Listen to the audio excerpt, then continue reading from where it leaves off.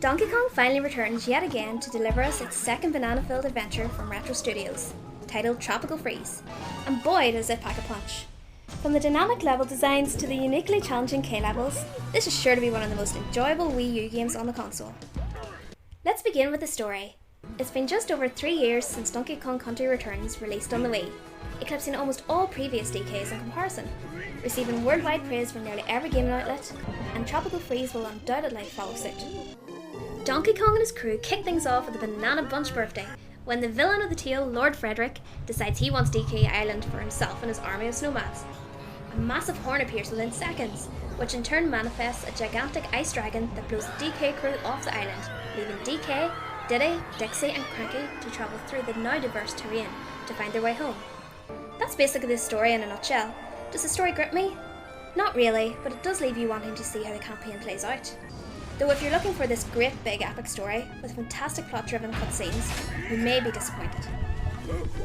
The soundtrack and nostalgia from previous DK games, especially that on the Super Nintendo, left me with high expectations for Tropical Freeze, and it didn't disappoint.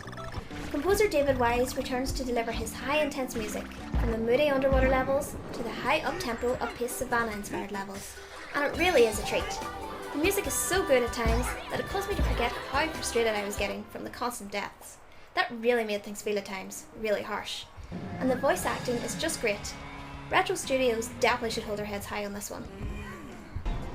The gameplay adds 2 new Kong additions into the mix, with their own respective unique abilities. Dixie returns with her old helicopter-style whirlwind jump, while Cranky debuts with his Scrooge McDuck-style cane to bounce his way back to victory. Though through the majority of the game, I really had no other use for any Kong but Dixie, due to the fact that if I missed time to jump or needed to reach a high platform, she was always best suited for the occasion. Diddy hovers a little with his barrel jetpack, which can help if Dixie isn't available, but Cranky really had no other use for being on the roster, if only to beef up the numbers and remind us why Dixie was so great and sorely missed since Donkey Kong Country 2. At times when I selected Cranky, especially during some of the more frustrating levels, it left me wondering at just how annoying the character really was. Maybe his cane should have been more directed up his own ass than bouncing over venomous spiked plants. Jumping into Tropical Freeze is in no way the same as other 2D platformers, even though it may appear that way.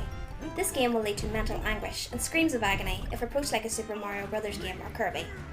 DK and company handle in a much heavier, slippier, ill-timed kind of way, which will lead to disastrous consequences. But once the learning curve becomes all but natural and the brutal, difficult levels subside, the challenge and high points do feel rewarding.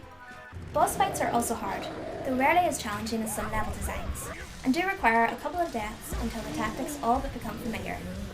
I guess it shares a few comparisons to how Dark Souls is approached in that respect, but not have a distinct wow factor that will live in the memory banks for too long. The game also has some new and unfamiliar additions to the franchise, with the old part levels making a return, this time with new 3D angles which really make the game feel that bit larger. And of course the rocket barrel style level, which again, if trying to collect all the Kong and puzzle pieces, can tip more towards the side of frustrating rather than enjoyable. Bonus minigames also make a return, where you'll have to collect 100 bananas to unlock a puzzle piece. These can sometimes be in each level, as much as 3 times. The first few times can be a challenge, but after playing the game for a while, you begin to notice that while they're fun, they all become copied and pasted throughout the whole campaign, with only around 6 different minigames in total. With the size and length of the 14+ hour story, especially how heavily the bonus minigames are incorporated, I felt it was more of a chore rather than fun completing the mini sections that otherwise could have been used more sparingly unless more diversity was added. I also found myself disappointed that while you can play with a family member or friend through the campaign as one of the 4 characters, no online co-op is introduced. This would have potentially opened up an even greater experience, which leaves Nintendo sorely lacking behind, with this feature reoccurring quite heavily on other respective consoles. This is a missed opportunity that, if not introduced quickly to new and upcoming titles, may leave the Wii U in an extremely vulnerable situation. The visuals, on the other hand, are what sets Donkey Kong Tropical Freeze miles apart from any other modern platformer, with the sheer beauty and fine details from the characters, props, effects and backgrounds. I could go on, but it really is something you need to experience for yourself. Everything just feels like it's been individually cared for. I can definitely see this game standing the test of time. The level designs, all in all, are really good and do feel unique enough, where one level has a distinctive feel over the other, and they never really mesh into one.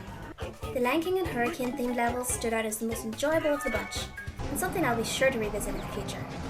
One level in particular, though, really twisted the nipples. The dreaded 2K Bopopolis. The name alone feels like it shouldn't be said, as it brings back some horrible memories, like Voldemort's name to the Harry Potter franchise. This level is cursed. Donkey Kong Country Tropical Freeze is a great game, one that is worthy of the franchise which continues to evolve. At times it may test your patience beyond breaking point, and the overall core gameplay hasn't changed over its predecessors in recent years. But it's the nostalgic feel of the game, the beautiful visuals, and the return of our favourite Kong Dixie that will make this game be one that you'll revisit for years to come. Freaky Mallow Entertainment gives Donkey Kong Tropical Freeze a solid 8.5 mallows out of 10.